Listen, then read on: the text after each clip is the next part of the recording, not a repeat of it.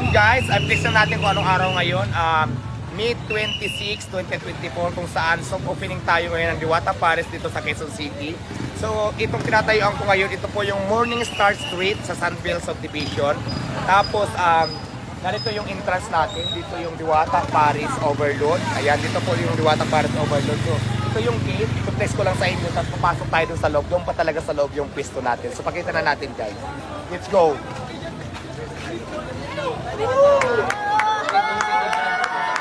So ayan, marami na siyang tao. Actually, hindi pa tayo grand opening ngayon na. Maraming salamat kasi soft opening pa lang natin, wala pa tayo tinda. So marami pa rin tao kung nakikita, puno pa rin.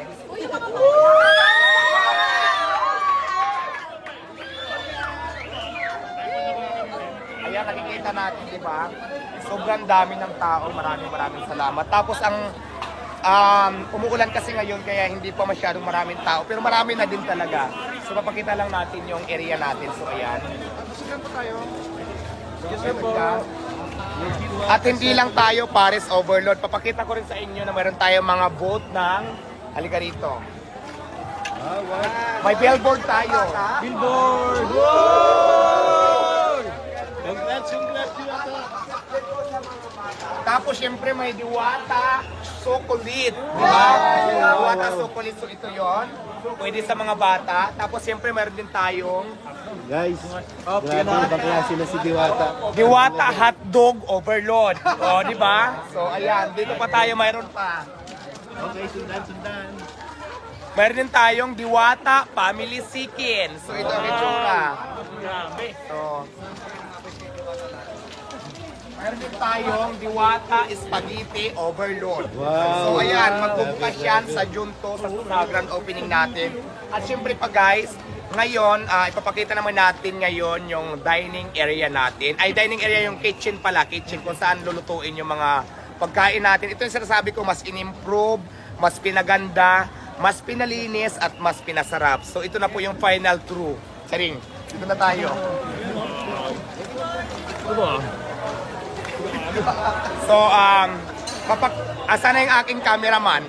So, ayan, dahan-dahan lang sa pagpasok, baka magtangayan yung mga ano. Papakita ko lang sa inyo yung mga gamit natin. So, ngayon, nag-prepare kami para naman sa mga bisita. So, mayroon kaming hinanda na catering muna kasi di ba hindi pa naman tayo magbubukas. Pero may mga menu din dito na Paris tulad na sineserve natin sa Pasay.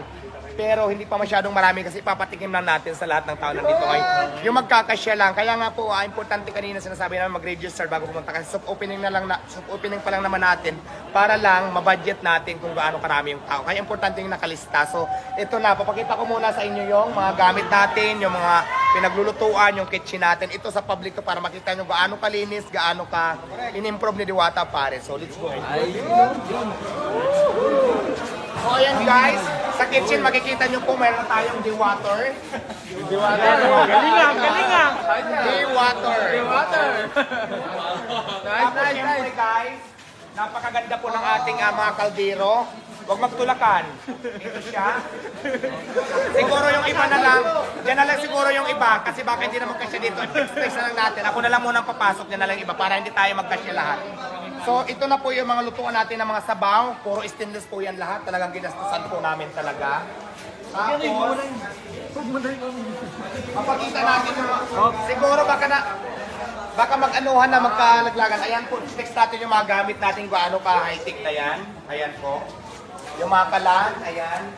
Puro po high-tech na yan. Mga gamit natin. So, ito. Tapos ito yung gandahan lang po ay yung ihawan. Tapos syempre, ito yung fryer din natin katulad sa Pasay.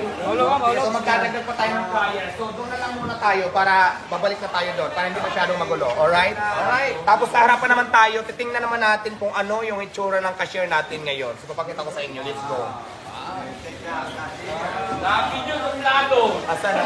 Hindi ka na matutupita. Diwata, birthday ko! Idol mo si Kunat!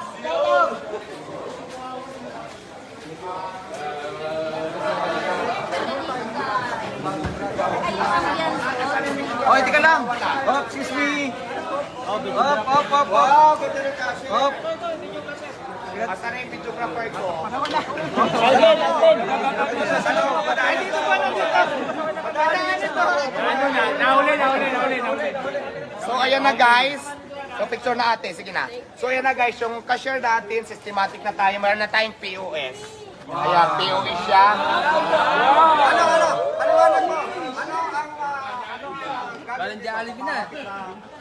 Halimbawa po, mag-order kayo, pipindutin lang yan, touchscreen yan lahat. Tapos nandun yung mga menu natin nakalagay, pipili kayo doon. Tapos ang kagandahan natin dito guys, kasi kung maraming tao, hindi lang dito, pwede rin mayroon din dito nakatayo na nagpipindot-pindot na kung ano yung mga order nyo, konektado na yan dito. Para pagdating nyo dito, nakaready na yung order nyo. So, ganun na po siya ka-high-tech yung Diwata Paris. Tapos syempre pa, ito yung kitchen pa lang to pinakita ko. Dito naman tayo sa dine-in area. Tingnan natin doon sa kitchen, nag-order tayo. Ito na po yung dine-in area. Ito sa camera.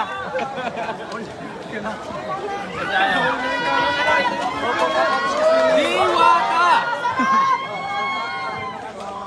Dito na lang muna tayo kasi maraming visitors so nakahiya naman magkuluhin natin sila. So after natin mag-order doon sa kitchen, tinor ko na sa inyo. Ito naman, dito naman kayo pwedeng kumain. Pero syempre dyan sa labas yung nakikita sa may billboard na yan, yung may mga spaghetti, may sukulit. Lagyan din natin yan dyan ng mga tables pag hindi maulan para kung maraming tao dito, maraming tayo pwede palagyan ng lamisa. So ayan, pinakita ko lang sa inyo yung itsura ng Diwata Paris over dito sa Quezon City na talaga namang pinaganda namin, mas in-improve, mas pinalinis, mas naging systematic lahat at naging maayos na po siya. Kaya maraming salamat po sa inyo. Tuloy po ang laban at abangan nyo po ang Diwata Paris sa ibang lugar kasi marami po tayong branches na ilalagay sa buong Pilipinas. So maraming salamat. Ayun lang. Ayan, vloggers, pwede na kayo mag-video-video dyan, mag-content dyan, kahit sa sulok dyan. So, free na po sa lahat kayo. So maraming salamat.